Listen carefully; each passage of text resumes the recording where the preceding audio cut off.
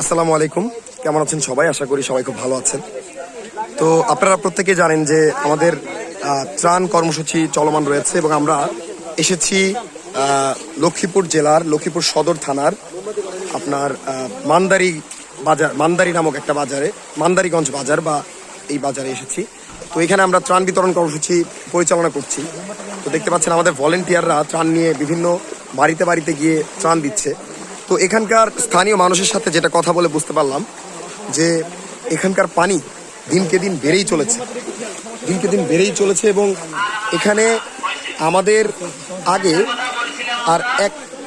একটা সংগঠন থেকে এসেছিল, তারা এখানে ত্রাণ কর্মসূচি বিতরণ করেছিল। এছাড়া আর কোনো সংগঠন বা আর কোনো ব্যক্তির পক্ষ থেকে এখানে আসলে ত্রাণ নিয়ে আসা হয়নি।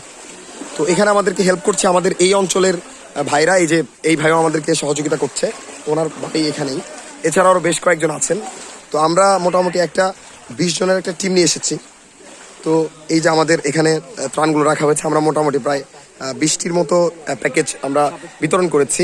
এবং এছাড়াও আমরা ত্রাণের সামগ্রীর পাশাপাশি যেটা দিচ্ছি সেটা হচ্ছে 2টো মোম, 3টা স্যালাইন এবং একটা গ্যাস লাইট। এটা আপনারা প্রত্যেকেই জানেন। তো আমি যেটা আসলে বলতে চাই সেটা হচ্ছে যে ভাই, তোমরা তো এই এলাকার, তাই না?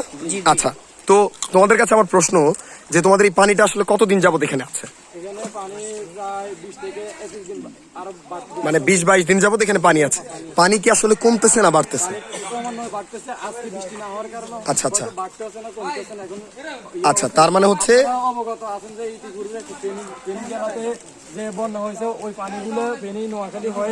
আচ্ছা আচ্ছা আচ্ছা আচ্ছা, মানে এই এলাকাটা প্লাবিত হচ্ছে। আচ্ছা, তার মানে ওর কথা অনুযায়ী যেটা বোঝা গেল যে এখানকার পানি প্রায় 20 দিন যাবত আছে এবং এই পানি ক্রমান্বয়ে আস্তে আস্তে বাড়ছে এবং ফেনীর পানিটা কমার কারণে এই দিকের অঞ্চলটা ক্রমান্বয়ে তলিয়ে যাচ্ছে। তো আমরা একটা সরু রাস্তা দিয়ে যাচ্ছিলাম। তো এখানে কিছু কিছু জায়গায় আমাদের বুক পর্যন্ত ভিজে গেছে। এই যে দেখেন, এটা ভিজা বুক পর্যন্ত ভিজে গেছে।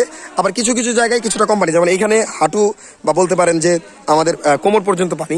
তো এখন যেটা করণীয় সেটা হচ্ছে যে আমাদের যে এই যে পানিগুলো যে বাড়ছে, এতে এখনো আমরা যারা সেফ আছি, যেমন ঢাকা, মানিকগঞ্জ, এরপর বাংলাদেশের মোটামুটি প্রায় 50টি জেলা এখনো আমরা বন্যার হাত থেকে রক্ষা পেয়েছি। আল্লাহ আমাদেরকে রক্ষা করেছেন।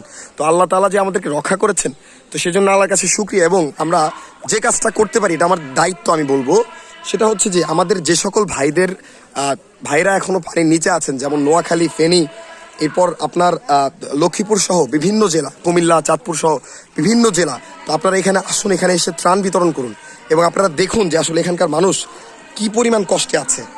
তো এই যে আমাদের সামনে দেখতে পাচ্ছেন যে আরো কিছু স্থানীয় ভাই, আপনারা কি এখানকার স্থানীয়? আচ্ছা, আপনাদের বাড়ি হচ্ছে এই পাশে, না? তো এই পানিটা মোটামুটি কতদিন যাবত আছে? আমি কথা বলে বুঝতে পারলাম যে 9 দিন যাবত, মানে অতিরিক্ত পানি। আচ্ছা আচ্ছা আচ্ছা, এখন আপনাদের আসলে এখানে কি কেউ ত্রাণ নিয়ে এসেছিল এর আগে? আচ্ছা, আমরা এইদিকে আসছি, এর আগে কেউ আসে নাই? আচ্ছা আচ্ছা আচ্ছা আচ্ছা। তো দেখতে পাচ্ছেন যে এই যে অঞ্চলটা, এটা হচ্ছে মান্দারি বটতলী। আচ্ছা, এটা হচ্ছে লক্ষ্মীপুর জেলার লক্ষ্মীপুর সদর ইউনিয়নের বা লক্ষ্মীপুর সদর থানার মান্দারি বটতলী নামক একটা জায়গা। তো এইখানে এই যে দেখতে পাচ্ছেন দোকানের একদম নিচ পর্যন্ত পানি। তো আমি আমার স্বেচ্ছাসেবক ভাইদেরকে অনুরোধ করবো যে এখনো যারা ফেনীর দিকে আছেন বা ফেনীর দিকে অসংখ্য ত্রাণ গিয়েছে, আমি অনুমান করতে পারি মোটামুটি 100 কোটি টাকার ত্রাণ ফেনীতে গিয়েছে, কিন্তু এই যে নোয়াখালী সহ লক্ষ্মীপুর এই অঞ্চলে তেমন কোনো ত্রাণ আসলে আসেনি। তো আমি সকলের প্রতি উদাত্ত আহ্বান জানাবো যে আপনারা এই অঞ্চলটাতে আসুন এবং এখানে আপনাদের ত্রাণ বিতরণ কর্মসূচি পরিচালনা করুন। ধন্যবাদ সকলকে।